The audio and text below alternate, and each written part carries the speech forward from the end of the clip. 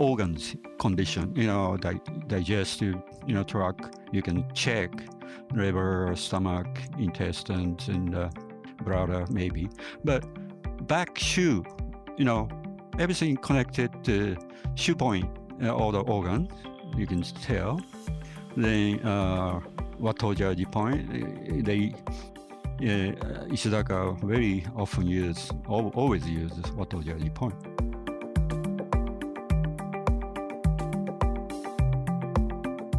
I'm Michael Max, and this is Geological. Most of what I set out to do does not get accomplished. The undrunk tea, the hat I imagine to be sportingly dapper, the leftovers lingering forgotten in the refrigerator, the thousands of good intentions, all the ways I was going to make a difference, I traded for sitting with the sleeping cats who never make any bones about their contentment.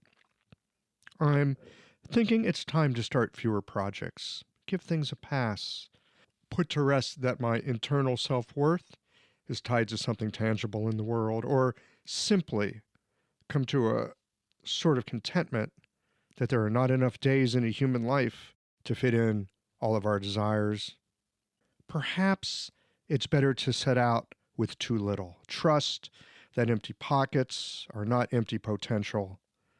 Travel lighter and know better what is essential and what's wishful thinking. I've been told that consumerism is an illness and, beyond that, a manipulation. Perhaps, but in the end, I do think it comes down to knowing something of what is essential. And that is a more difficult discernment because if you ask anyone, they'll probably tell you it's better to have a little more than a little less. At least if they're honest, I think that's what they'll tell you. It's better to have undrunk tea than no tea. Better to have an extra pair of shoes if you're fond of the style. Better too many people clamoring for a spot on your table than too few. And that more options is better than fewer. Yes, it's easy to imagine that it's better to have more. Just like false gods give a taste of the eternal, but only in a fleeting way. A bit more or a bit less? What do you think? Which is more satisfying? For which do you long? And perhaps, more to the point, which is more enlivening? These conversations come to you through the generous support of our sponsors and members. Blue Poppy, your new one-stop shop, has speedy shipping options on everything that you need for your clinic. It's Women's Health Month at Mayway Herbs. Check out the new website for learning resources on helping women with herbal medicine. Are you a creature of habit? How about making a change that helps your patients and the planet with AccuFast needles? And later in the show, raising your fees doesn't have to be a difficult process. Jane has helpful suggestions on making it easy and effective. And finally, have you considered that having a thriving, profitable practice is one of the most healing things that you can do? Julie Bear Don't Walk has, and she can help you do something about it too. Do be sure to visit the sponsors page on the Geological website to take advantage of all the special offers our terrific sponsors have for listeners of the podcast. Picture this. Your clinic is buzzing with patients, and then you realize that you're down to your last box of needles. No need for panic, because Blue Poppy, your one-stop shop for all your acupuncture needs, they ship orders received before 3 p.m. on the same day.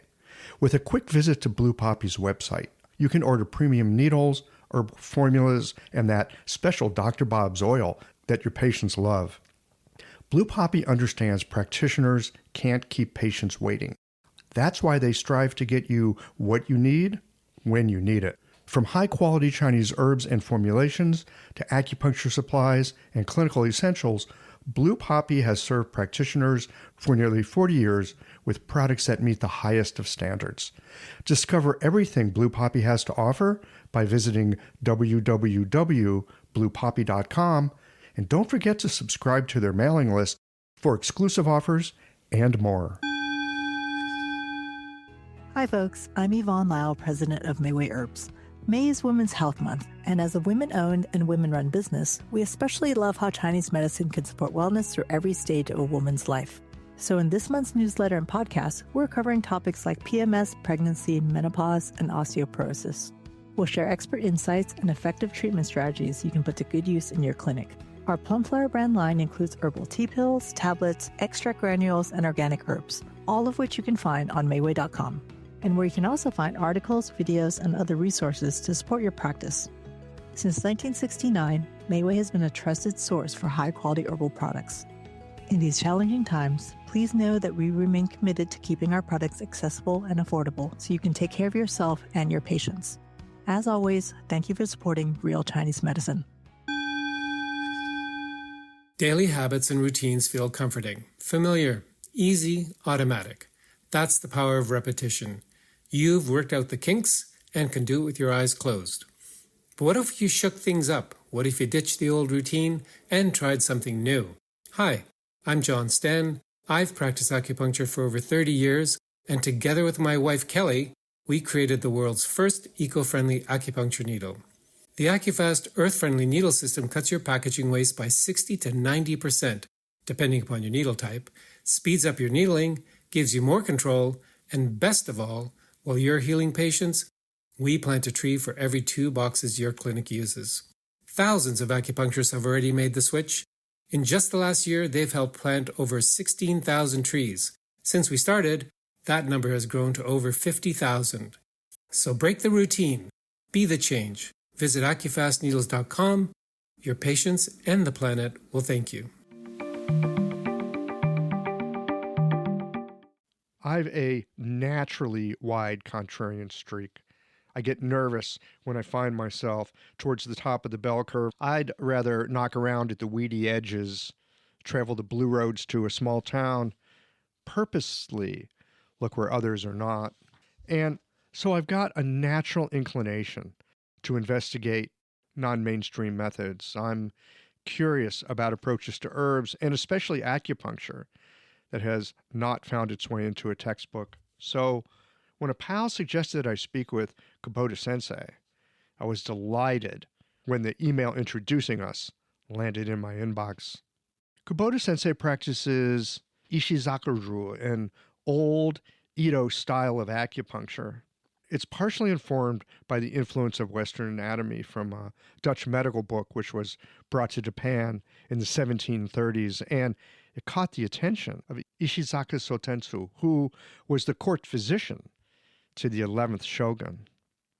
As with other non-TCM streams of acupuncture, it invites us into thinking and working with the body in a different way. Let's get into this.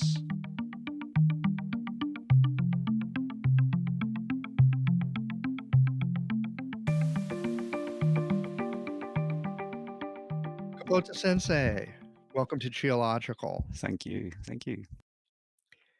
I love, as we were talking earlier, I love acupuncture. It's always so much fun to explore Hmm. the different techniques that we all have and to talk about this really incredible medicine. Hmm. My friend David Engstrom introduced us and told me that you have a unique method of acupuncture. Right. It's Japanese, which you Yes. are, but it's a bit different than some of the other methods that we might have heard of, and Yeah. that I should sit down and have a conversation with you. Okay. So I'm curious to know something about this method. Yeah. It's Ishizaka-ryu. Yeah. And first of all, I'm curious, how long have you been doing acupuncture now? 45 years. You've been at it for quite a while. Yes. So is this the method that you first learned when you were younger, or what did your original schooling look like? Yeah. After I finished Meiji Acupuncture School, I met 3 masters in Ishizaka-ryu. So mostly I learned from those 3 teachers. So school, they don't teach like this anymore, and most of the Japanese even don't know existing, this Ishizaka-ryu. So it's an old traditional school, but mostly all die out, and all three. My teacher is all gone, so only me and teaching in whole world, and few maybe student left in Japan, and I taught some in America, few, and my daughter David and the other guy. So about 3 students I had. Mm-hmm. Yeah.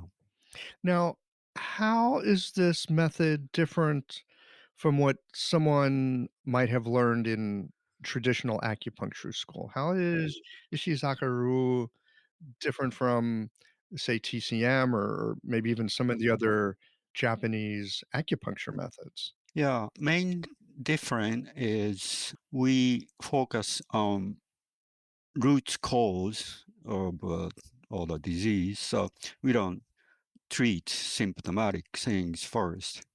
We treat whole body as a unit, and we treat main energy flow and blood flow in the body, which is we call great chonmai, but I'll later talk to you about explain. Great chonmai is different than regular chonmai, and it's a main energy flow in the whole body. It's that's the key, and we gonna try to open up chi energy flow and the blood flow and nerve flow and all the flow in the whole body. So that is different, and it's all the symptom will kind of disappear after you have the several treatment. Not several, maybe many treatment. Then gradually they are some of symptom will disappear. So that's the difference. So, I think many acupuncture traditions share this idea that there's some kind of a root, and getting to the root is usually what we would like to do, and then there's the branch, often the symptomatic presentation that we work on. It sounds like with this method, treating the root is the most important thing, and you said that you're focusing on the Chong channel, Right. but if I heard you correctly, it's different than the 8 meridian Chong channel? How's it different? Yeah. This is we lost in the history the main chonmai. In the history, Ishizaka they call or Wan Bin he wrote Neichin and explain they use name Great Chonmai, which is Mhm. different than regular chonmai. And I thought, what's a great chonmai? So then I find out it's the uh, energy flow in the whole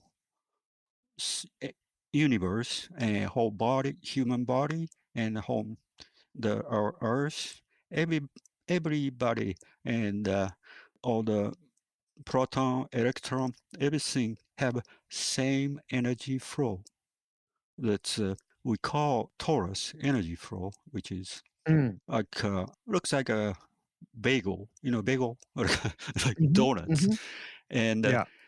whole universe have same energy flow in and out this surface, the donuts, Mhm. and human body same things, and electron move in proton in and out same ways, and electromagnetic field in the Earth moves same way.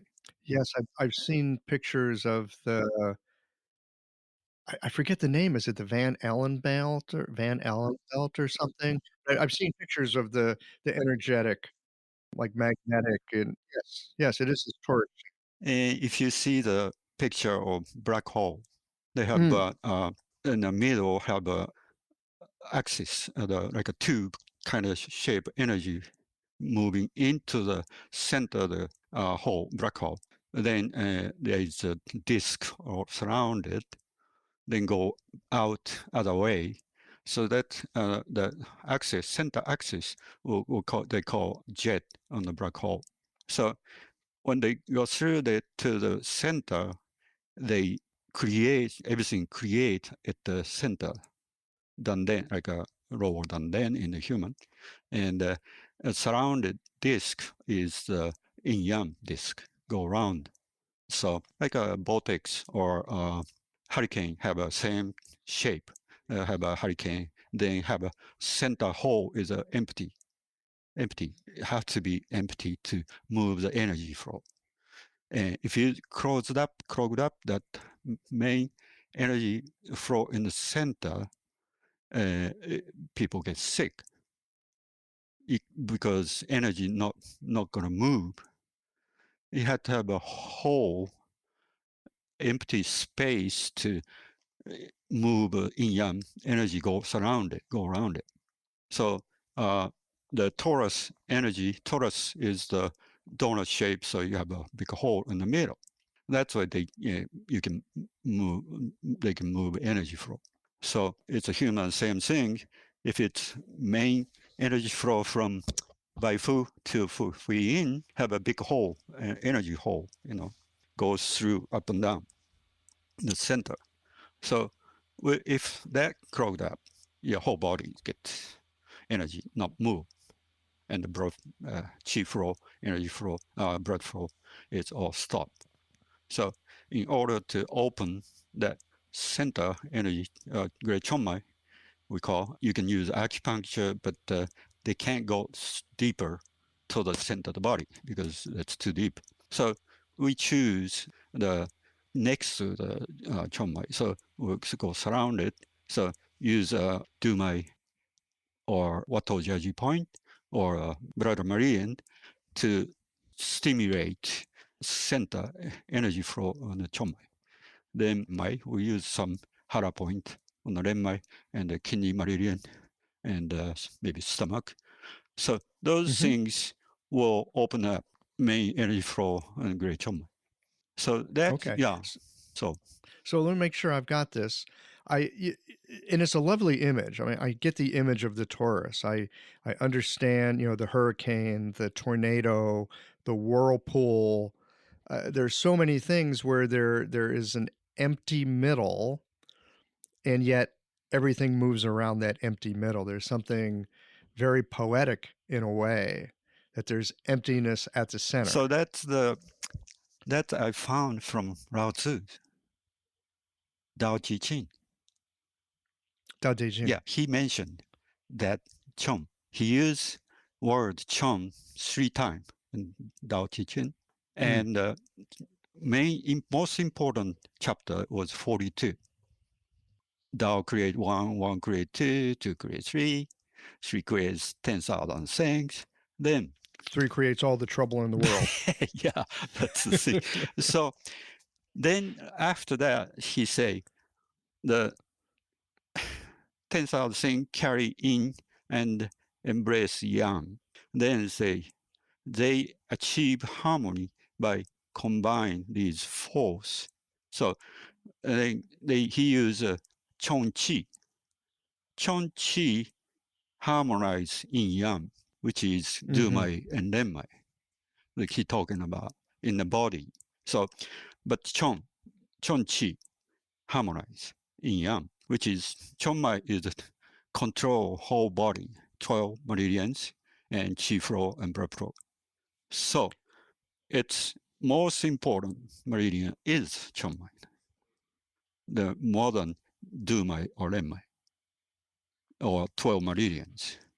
So let me see if I understand. So when you're thinking chongmai, to some degree you're thinking the 8 extraordinary meridian chongmai, the one in the very center, the sea of blood. But you're thinking of it in larger terms than that. Right. Yeah. It also includes the renmai. It also includes the du. There's this inner core channel. So that's also another part, chapter 4. He say Dao equal Chong. Chong is Dao. I mean, it's the same thing. Empty. They call empty vessel, never fill. So the Tao is the chum, empty vessel. It is used but never fill. So empty cup, or empty cup, you can fill water. If it's full water, you can't put any more water. So that's another chapter he used chum. Then one more chapter 45, saying same kind of thing. The great fullness seems empty. That's empty is used. He used the chum, empty, hollow tube, yet cannot be exhausted.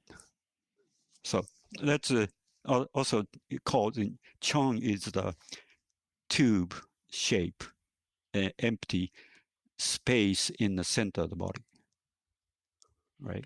So your work then, in a very fundamental way, focuses on keeping that emptiness Right. in the center unobstructed. Right. So that's most important before we go with a branch, 12 meridian or other meridians. Otherwise, you kind of put in a carriage before horse. You have to work on deep roots. That's the roots. So often, again, we have this term root treatment in different acupuncture traditions, and different traditions, it will often mean something different. Sometimes practitioners look to balance out the 5 phases, or maybe they're looking to balance yin yang. Right. And in your perspective here is that there's this emptiness at the center, that everything else, because of that emptiness, the chi, the blood, everything can flow unobstructed. Right. And so for you, that's what the root is. Yeah, that's keeping that open. Yeah, so. So often I think we want to help people, and we want to try to either give them something or take something away from them. And our treatments are often not effective because we've actually missed something in the beginning, which is getting the root set properly. Yeah, many people say root treatment, but doesn't go really deep in the center. That's kind of missed it in history somewhere. So I kind of dig up Lao Tzu again and find out, what's he saying is a choma, is the roots are almost equal to Tao. So you have to go back to that original energy flow. So this is interesting too, because so often we talk about looking at lines from the Nanjing or the Huangdi Neijing. It's not too often that I hear somebody quoting Lao Tzu in terms of looking at medicine. This Shuan by Wang Bin, it was he wrote the Neijing Shuan, and he in the chapter 1 he called 7 times Lao Tzu. 7 times, and first mentioned chapter 42 in the second line or third line. So that's of the Shuan. Yeah, Shuan, first chapter. That he see most important idea or philosophy or whatever they call from came all the Shuan's philosophy or theory came from Lao Tzu. This episode is brought to you by Jane, the clinic management software that honestly just makes running a practice easier. Let's dive into something that's never easy, but sometimes necessary: raising your fees. It can feel awkward, right? But here's a tip that can really help. Consider offering flexibility to your patients as you introduce the change. When patients face new fees, it's natural for them to feel uncertain or concerned. That's where flexibility can really make a difference. Offering options like a phased increase, Suggesting a payment plan or even taking a moment to talk things through can help to ease the transition. These thoughtful gestures show your patients that you're listening and care about them, which strengthens the trust you've worked so hard to build.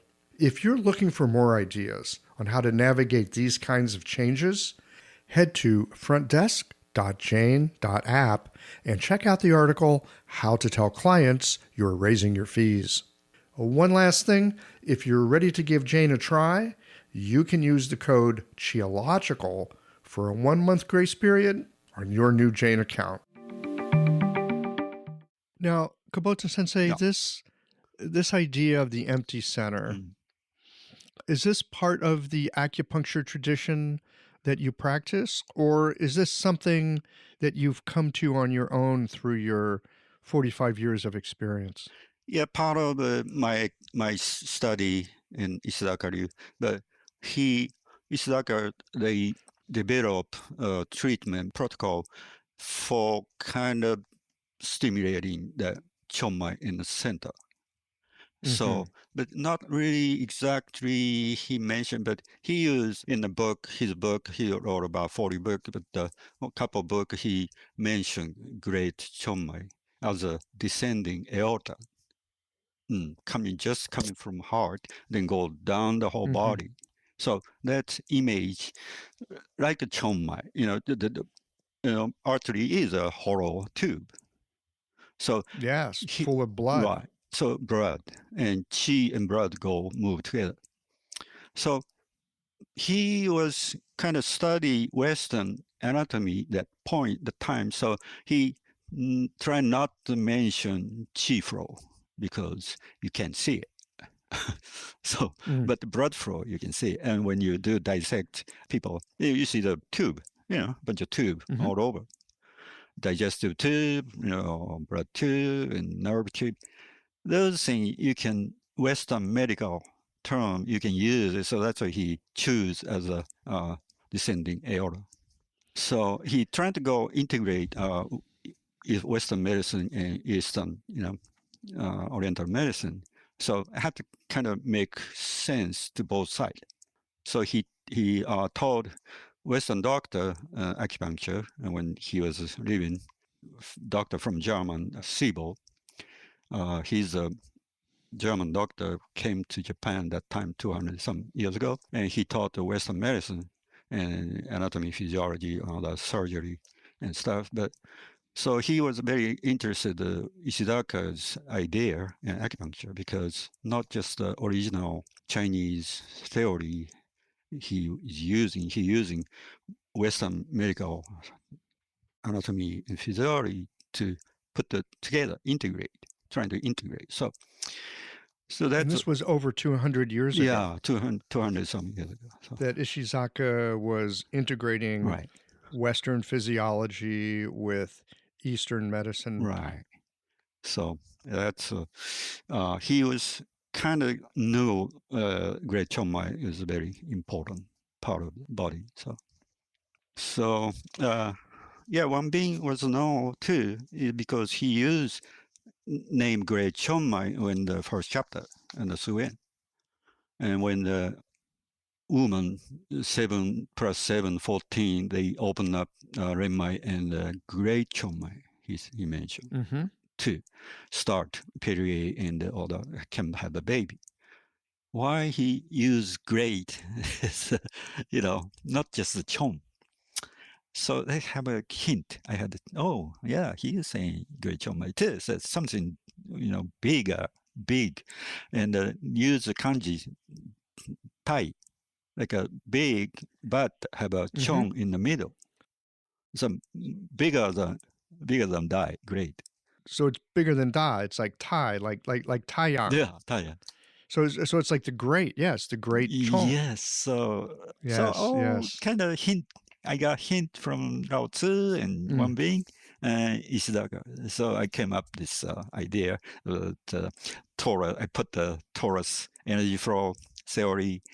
Now all the Western, astrophysics people talk about black holes and universe, how the energy move, and they start knowing the torus flow and the whole universe and the whole. So everything in the universe came from only one thing, one matter, single basic matter. So that's why all energy moves same way, big macro to micro scale, and the Yes. middle is the human. So we have a torus energy flow in the whole body. We have actually three, but the heart and the brain and the intestines. So three. We and ancient. So wait a minute, let me make sure I'm following this. You're saying there's three separate torus-like flows that are part of the Great Chong flow. Right. But the Great Chong is controlling whole body's energy flow. Yes. Right. And Mhm. the black hole that they don't call Chong, but they call jet.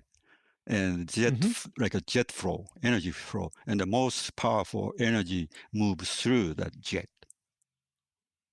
Through the empty center. Right. And then go to center, Yes. that's the black hole. And then create the whole universe and comes out to other side to create white hole, become white hole. Okay. Now, I love this idea and it makes sense to me. Yeah. You know, again, it's just thinking about how nature works. Right. You know, I'm looking outside at some plants that my wife has planted, and they're beautiful flowers. And at the center of these flowers, generally speaking, is an empty space. The stalk has an empty space in the center. Everything is in a similarity in the nature of a fractal shape, the same shape coming on in and all the time. Yes. And the torus energy flow is also like this toy. Yeah. Okay. You know what? Hang on a second. Just hold that right up there, because I am going to take a picture. Yeah, yes, good. So that we can share this with our listeners. It'll be on the show notes page. Okay, good. Got a picture of a Taurus in front of us here from Kubota Sensei. Yeah. Okay. So you can buy this toy at Amazon. You know, you can buy it. Yeah. Well, you know, so here's the funny thing. Yeah. It's a toy, but is it really a toy, right? Or is it a map? Is it a map of the human body? Outside is the 12 meridians. Inside the middle is the chong, but this it's blocked up. Okay, so energy doesn't move, but if you put the tube in the middle, okay, they move, energy move. You see that?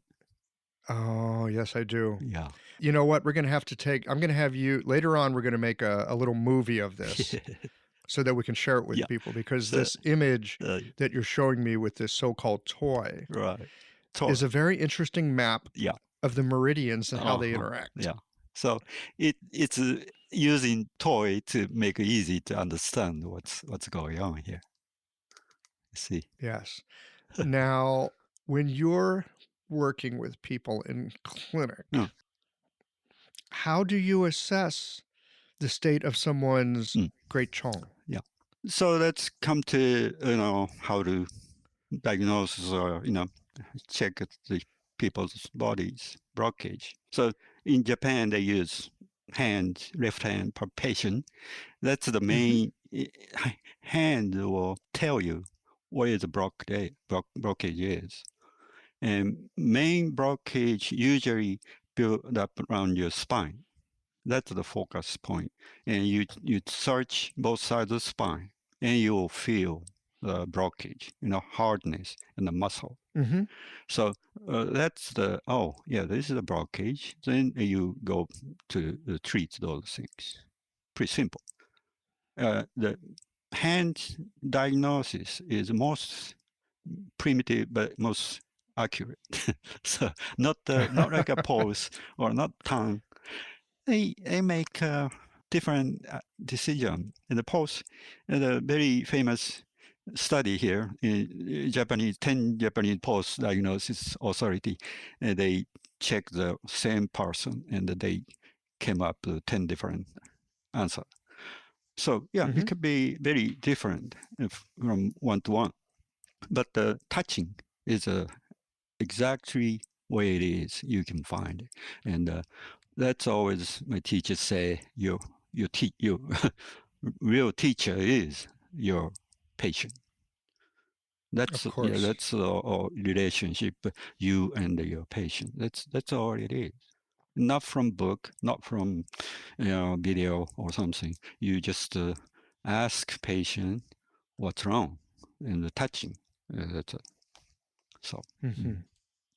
So you palpate the abdomen and you palpate the back? Back is more important, not hara. Back is more important. Oh yeah, hara is more like organs condition. Digestive tract. You can check liver, stomach, intestines, and bladder maybe, but back shoe. Everything connected to shoe point, all the organs, you can tell. Then Watojaji point, they, Ishizaka very often always uses Watojaji point. And there is typically those blockage build up Watojaji line or bladder line. Sometimes do my if it's severe case, they go to the both. So you just palpate along the actual vertebrae in that case. So that's, I think, more important than hara diagnosis. And a lot of people kind of missed it, kind of forgot about back shoe diagnosis. Yeah. I think you might be the first person that I've spoken with who's said back shoe diagnosis. I know that it's possible to palpate the back shoe points, and sometimes that will tell you something. Sometimes, areas will be gummy or they're weak or they're tight. But thinking about taking the back as a whole, which it sounds like you're doing, in the same way that I might palpate an abdomen or we might palpate a pulse, to see what the entirety of that back shoe line has to say. Yeah. I had not considered it like that before. Yeah, that's very important. I hear that. Now, yeah, Ishizaka treat about use 90% back shoe point, back shoe point. Hara maybe 10%. Yeah. That is okay. So that's very different from some of the Japanese acupuncture I've been exposed to in the past. Yeah, mostly they focus on hara. Yes. Now, when you do your root treatment, I mean, what's that like? Are you needling the shoe points? Are you needling points on the extremities and looking for changes along the shoe points? What does it look like? We call primary treatment or something, all same. The user first started from left daijo, it's a brother 11, then go down the Watojaji, all the way down to the sacrum. So you do the whole left side. Right. Then go to... Before you do the right side. Yeah, you can, either way, you can do the right side or left side. Usually I do people right on the right side down, then go left side Wato point on the, they lie on the sideway. Then they go face down, they go to right side Wato. Then go turn other way, left side down to do right side Wato point. Then turn over. So they're not just laying flat, they're laying on their side? Yeah.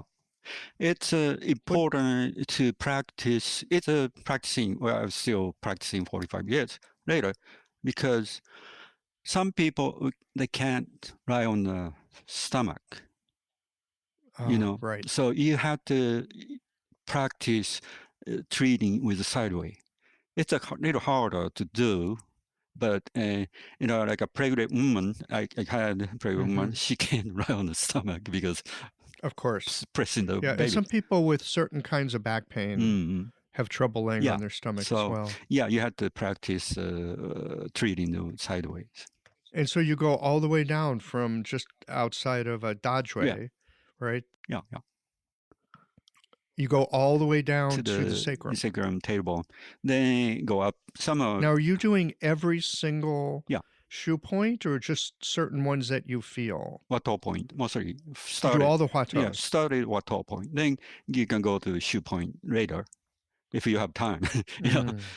Short treatment, you can do it 30 minutes, Wato, both sides. Or longer treatment, I do our treatment in using Wato and the brother and line 2, line 1.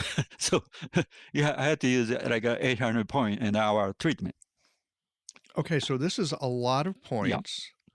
Are you putting needles and retaining them? Or are you putting it in, taking it out?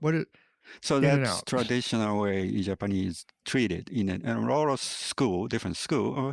Ishizaka is one of. Just put in, tap it in, take it out, tap it in, take it out, tap it in.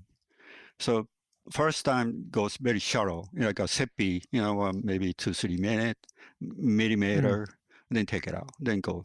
So that's kind of going deeper later, but you make people relax. Some people go to sleep already. So then you can go deeper later. And when you doing, you call yudoshi, but in and out, you finding the blockage too. Diagnosis and treatment same time.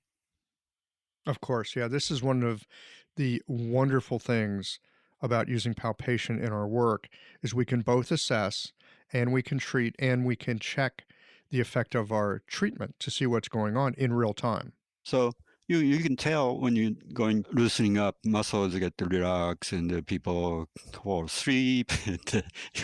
So that's working. That's the first step. Then the blockage we call cockage, hard nut in the muscle.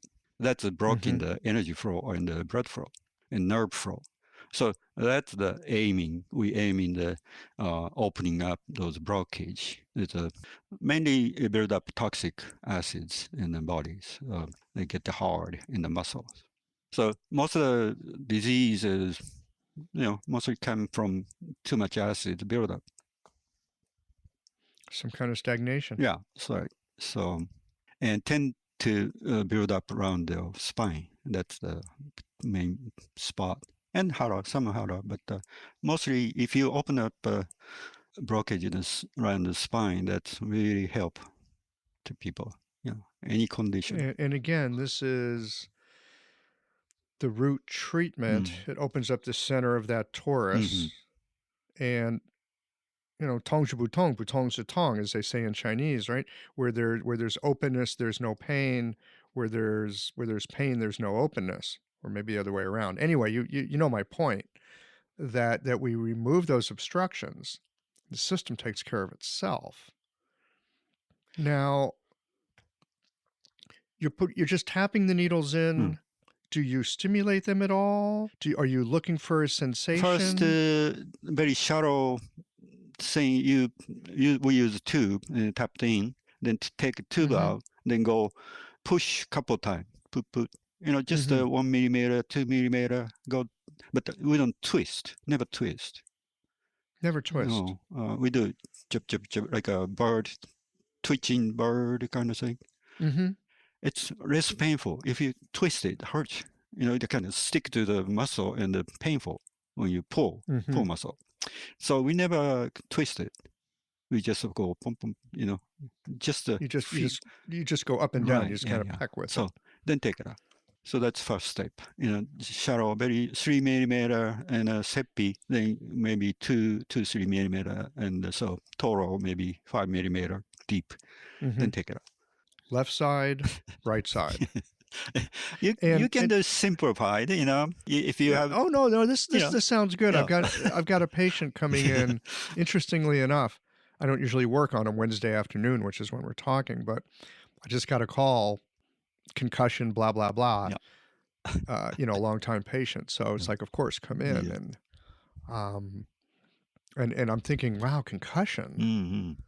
Well, golly, if we could just open up the flow. Yeah. This I'm very curious now to get this person on my table and see how it feels along the Huatou Jiaji points. Yeah, right. I have not considered this before for concussion. I'm very curious now. you can work on the neck point, or toe point, Mm-hmm. and go up. You can use a scalp point, any scalp point too. But opening up a neck, the blood flow to the brain, it'll help all around the neck. Started the water. Right, so like the stomach points and the gallbladder points. Go to the front. So those things help blood flow to the brain. So that it should help too. And scalp, I do some scalp acupuncture. Japanese doctor Yamamoto, they did embedded some scalp acupuncture, but sometimes I use those too. Having a thriving, profitable practice is one of the most healing things you can do as a healthcare practitioner. Because a robust business is the ultimate expression of vital chi. And that's the heart of our medicine. I'm Julie Bairdontlock, and I help practitioners grow nourishing, profitable, authentic businesses that embody the generative cycle of Chinese medicine. This isn't about all yang all the time. It's about expanding your own internal capacity, growing collaborative relationships with your patients for ethical patient retention, and marketing as an extension of this medicine, not a necessary evil. You already know that everything is connected in your patients' lives and bodies. The same is true for your business. When we align your systems, your schedule, your pricing, and your offerings with you, we create flow, which means more spaciousness, more impact, and more joy. When you are in the flow, fully resourced in terms of chi, time, and money, your business becomes a source of healing, not just for your patients, but for you. Let's grow something rooted, radiant, and real. Visit lifeflowconsulting.com to learn more. So this is the root treatment, doing these huatojaji, or you could do the first bladder line. What do you do after that? Is there other treatment?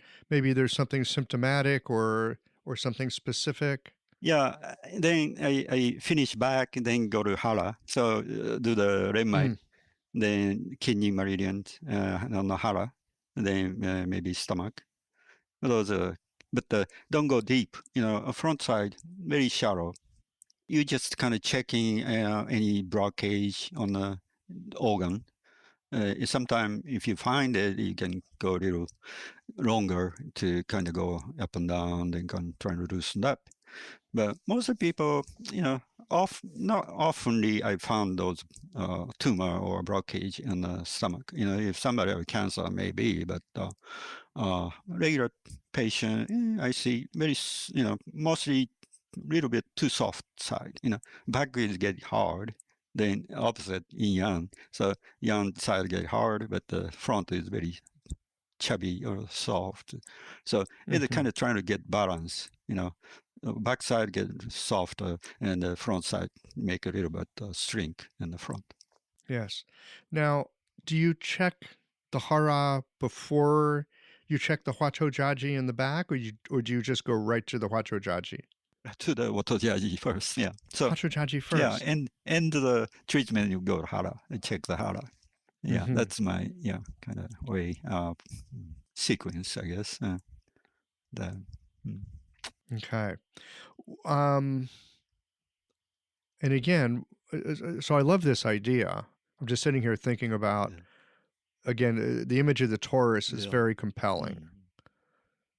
Partly because we do see it all over the place in nature, and partly because it just kind of makes sense that there's this core around which the other acupuncture meridians are all connected, so interwoven, really, when you think about it. I read this Daniel Spark. Oh, the spark in the machine. It's very also I learned from his idea about some guy, doctor in America, I think, surgeon, study with the salamanders.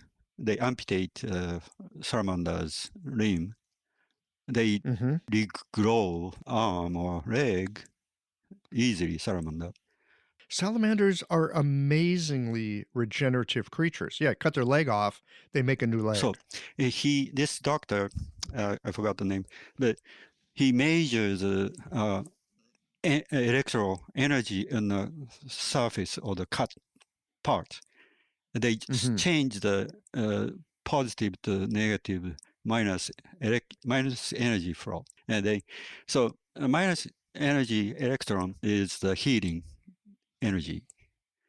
So they draw blood and they change the blood cell to basics, going back embryo stem cell. Then they rebuild the arm or leg from blood, but they draw minus electron, draw the blood to the parts. They switch to stem cell. They grow back. And he measured those energy flow just identical to meridians move. So he can prove meridian from his machines. From checking the energy flow. Yeah. So now, I know for some people it's really important to, objectively, air quotes here, prove that meridians exist. I know for myself, I've kind of given up on trying to prove their existence because I've found that if I work and act and think as if they were there, it seems to be helpful to my patients. Yeah, they're there. I mean, it's really hard to prove scientifically. So I just yeah, but do we actually need to prove it scientifically? No, not necessarily. I don't think you just you see whole nature is. You see the energy flow on the flower, or just everything is have a spiral torus energy flow. Then that's create everything in the nature. So it's proving nature is already proving. So it's a kind of I don't think necessary and to go through that. And another things acupuncture how this work is when you put the needle in, they draw the electron because antenna, right? Your antenna draw electron. And also, if you drill the hole in the body, like a well, that also draw electron too. So two ways. The antenna draw electron, then drilling the hole to the body also bring is because doctors say current of injury. When you cut skin, and current of injury start, that's the minus electron comes to, then trying to heal the cut. So that's happened in the salamander too, the big scale. So human does same things. When you have a needle stuck in the body, there's a needle antenna that draw the electron. Then when you drill the hole, that also draw the electron too. So the two way. So people did the study on Earth acupuncture. They do and stick a bamboo pole in the earth or drill the well, and they bring called angel current. And when angel current is making those torus energy flow each needle site. So when you put the hundreds of needle in and out of the hole, each you have a small mini torus energy flow start. So that's why you use more number. So let me make sure I've got this. I love the image. I love the image. So we've got the great chong, which is this sort of tube through the middle of us. Acupuncture, if I'm understanding you correctly, has a very sort of weak's probably not the right word, a subtle electric impact in that it brings negative electrons to the area being treated. Negative electrons are associated with regeneration, as they discovered with these salamander experiments. And we can even think of a little energy flow each time you put a needle in. That you're creating a little mini torus. There's an energy exchange that's happening that is three-dimensional. Right. 3 dimensions. And it kind of spins around itself. So it's amazing. This is all scientists figured out all the 3-dimensional image on the black hole, and all of that helped to understand how exact 3-dimensional energy flow. Not just a flat paper. You can kind of understand, but if you have a 3D image, it's really, kind of understand. 3-dimensional energy flow. Yeah. It's everything in the nature, like a tree. Tree is a torus. Trunk, and they have a limb and the root. Sure. And they go, whoo, yes. Like making torus. Now that you mention torus shape. Yes, I cannot see the roots of the trees in my front yard that I'm looking out on, but I can see the top of the tree. I can imagine the root, and yes, it is a torus shape. Right. So this is all over the place. So you can do acupuncture in the earth to heal the earth. Well, they've got a big, I don't know if it's big, but I think they've got this kind of art project. Mm. I think it's in Portland, Oregon, where they've got these giant acupuncture needles that are okay sticking in the earth. It's an art project, but maybe it's more. No wonder Portland's so popular. Earth is a living thing too, like a human does. Of course. So you can do acupuncture. Yeah, that's so they can improve soil quality. The vegetable grow better when you do acupuncture in the earth. Yeah, let's do the study. They did that study, and what study is this? It's called Japanese scientist. He studied this ancient Japanese Kototama language, and it's a. Now wait a minute, Kotatama, isn't that also an acupuncture tradition as well?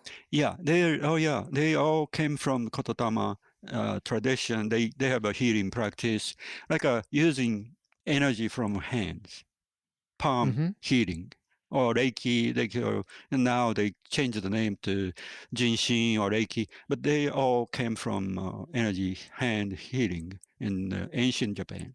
10,000 years ago. That's the original of healing practice.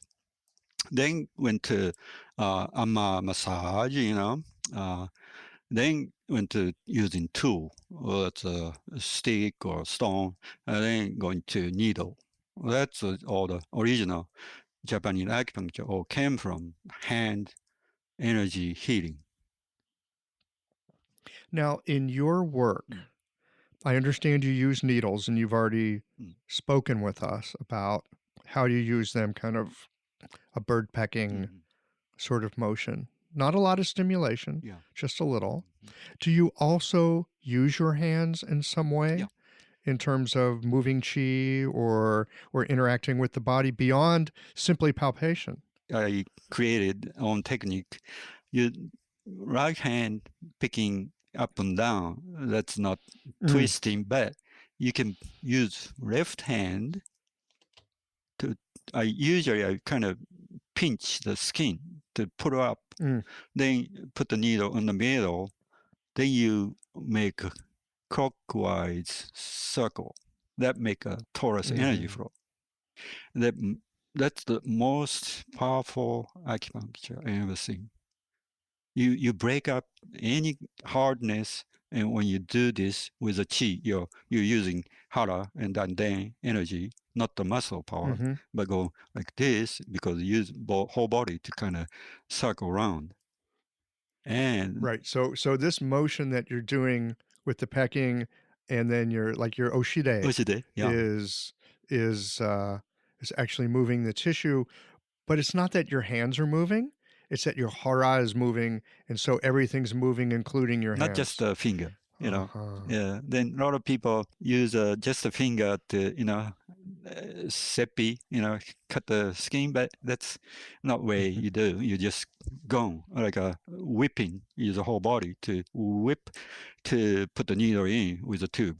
So that's way much less painful. You just don't feel it. It's because so quickly you insert in under the skin. But if you do like this finger, one finger, it's painful. Mhm. Yeah, sting. Make it more sting. But if your finger is attached to your hand and your hand is attached to your arm, Right. and your arm is Mhm. attached to your shoulder, which is attached to your And spine, which is attached to your hara, right. and the motion comes from the hara, then Oh. the needle's Yeah, painless. that's most powerful, really, Mm. because using whole body.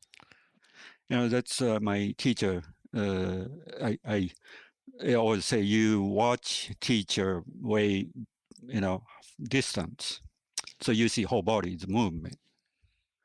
Not just a finger. They don't use just a finger. You just whole body is kind of Yes. wobbling. So I this think, make a much more chi energy go through that to the needle. Okay. I wanted to switch the subject just a little bit. You were generous enough to send me some articles, yeah. which I've read over the past week. Mhm. And one of the things that you talk about is working with the lymph Uh-huh. and working with the fluids. And that really got my attention, partly because I've been doing some different study, Oh. and the body Yeah, fluids really have my yeah. attention these Yeah. days. And so I'm curious to get your thoughts on the lymph fluid, Yeah. how we can work with it, Mhm. what it does Mhm. from an acupuncture Yeah. point of view, and how working with the fluids can help our patients. Well, ancient they call ki, ketsu, sui. Water, blood, and chi. Those three Mm. have to be opened up. So sui is a fluid, body fluid. So when you do acupuncture like this, you will stimulate the whole three things.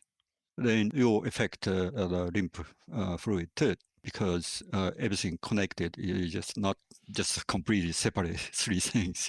Just blood and chi go move through together, and lymph is kind of go with the other. So it'll be stimulate those chi flow and blood flow and the lymph flow too, because then kind of also detoxified and neutralize all the toxic poison built up in the blood circulation or lymph gland. So it's acupuncture is detoxification of the whole body. Right? So blood. So you think of the lymph and the fluid as the mechanism for the body's detoxification. So everything when the acids build up in the blood or lymph, they clogged up because when you eat acid foods like meat, dairy, sugar, they your blood, water, liquid, and blood flow get thicker, much kind of sticky fluid in the blood. They clogged up an artery or lymph vein. So I think we often call this dampness. yeah, so that's mucus or whatever. They're all acidic foods. It's causing sugar, dairy, meat. So those three is the main thing. But the most acids is from chemical. So we ingest a lot of chemical things that's mostly acidic to build up. So that's a new kind of things people have to go through detox all the chemical and food. So for you then, the way that a person eats is very important. Oh yeah, that's the most basically health. I study microbiology and all of that, so I know very important. And it's a balance. You have to have a in both on then acid alkaline food both too. To balancing is the you, you're the one, the center. You choose. Should I eat in food, or should I eat young food, or should I eat acid food? Or should I alkaline? You have choice. But people really kind of forgot which one is most healthier, which ones kind of make you sick. So they eat all kind of stuff, but it kind of hard pinpointing which one should maybe not so eat too much. So basically, acid foods. A lot of people don't mention much, but some doctors say, if you alkalize your whole body, it is, get healthier. That's the truth. Mm-hmm. So you're a fan of alkaline foods, alkaline fluids, trying to reduce the acidic balance of the body. Mm-hmm. So any I see like blockage, koketsu, we call kori or koketsu, and hardening in the muscle or organ. That's basically all acidic things build up. Okay. So this is why sometimes you can palpate somebody. It could be their back, it could be their leg, their arm, I mean, all kinds of places. And there's all these little nodule-like things. Right. That's acid. So from your point of view, this is an area of acid buildup. Yeah, that's right. So needle can loosening and bring a healing energy, electron. Then the new blood come and carry out all the acids blood. Mm-hmm. Now, you mentioned that you have a few students. You've also mentioned at the beginning of our conversation that this Ishizaka-ryu, this method of treatment that you have, it's an old Japanese method, but not taught so much. Are you teaching it these days? Are there classes that you give? How would people find out more? A bunch of seminar in the past, and I wrote a bunch of article and I wrote some book, and I'm teaching starting October new series at Taoist tradition Chinese medical arts college in Asheville. So October, 5 week, once a week for like a 2-hour session for 5 weeks. That's the one cool. Then another 10-hour and another 10-hour, so 30-hour course starting October. Then maybe new year, next year, starting second one and the third one. So. Okay, wonderful. I will be sure to put some information on the show notes page. So people that have been listening to this who were interested in finding out more about the Great Chong and these fantastic torus energy flows can maybe learn to do some of this work themselves. Yeah, I think, my mission is this is learn from my 3 master, and they all die, so they can teach. So that's my part to pass on to new generation. That's my work. So thank you. This is a life cycle, really, of an acupuncturist. We learn it, we practice it, we pass it along. All right. So. Yeah. All right. Well, Kubota Sensei, thank you so much for making a little time to talk with me today. I am very excited to go into clinic and start palpating the Hwato Jaji points. Yeah, and see what I see. It's not something I've done before, so I'm curious to see what I find. So they will tell you, okay, what's wrong there. I will go and listen carefully. Right. Yeah. All right. Thanks so much.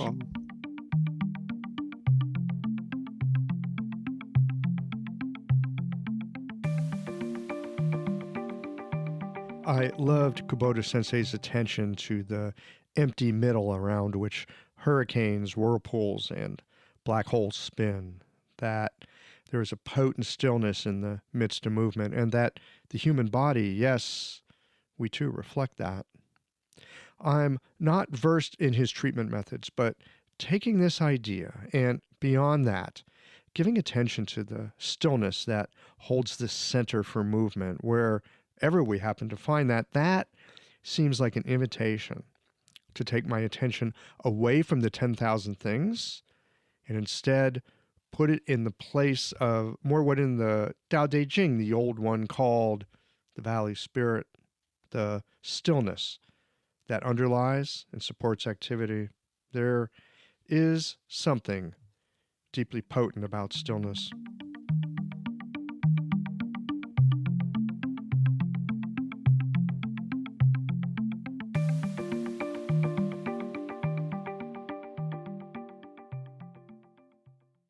Well, here we are at the end of this episode.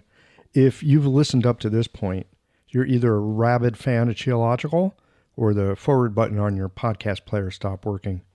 If you are indeed a fan of the podcast, you can help us to bring new episodes to our community of practitioners by supporting us with a membership or a one-time contribution. Details, of course, are on the website. That's it for today, friends. Join us again next Tuesday for another thoughtful episode of Qiological.